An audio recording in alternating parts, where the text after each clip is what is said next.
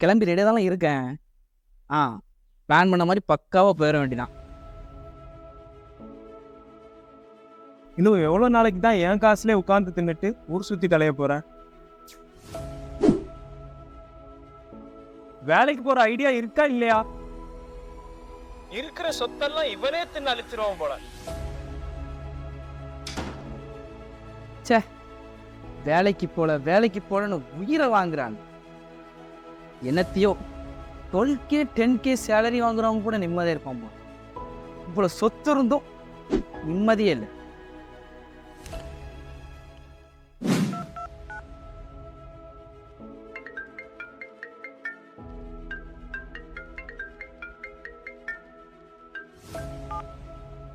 Hello sir, இன்னைக்கு ஒரு அர்ஜென்ட்டாக ஒரு ஹாஃப் டே லீவ் வேணும் சார்.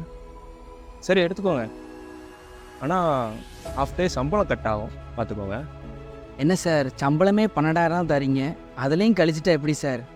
நான் ஒன்றும் செய்ய முடியாது, கம்பெனி ரூல்ஸ் அப்படி, பார்த்துக்கோங்கண்ணே.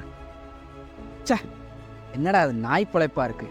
சரி, ஒரு ஐடி கம்பெனியில் வேலை பார்த்துருந்தா நான் வாட்டுக்கு ஒர்க் ஃப்ரம் ஹோம்னு போட்டு ஜாலியாக இருந்திருப்பேன். சரி.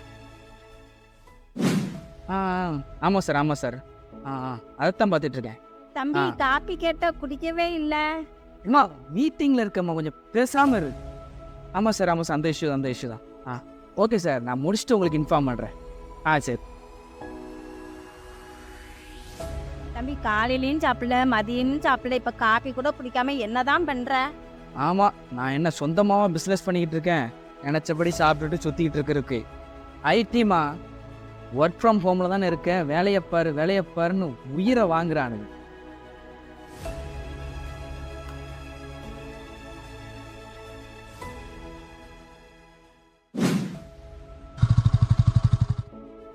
அலை வா, வெளியே எங்கேயா போயிட்டு வருவோம்.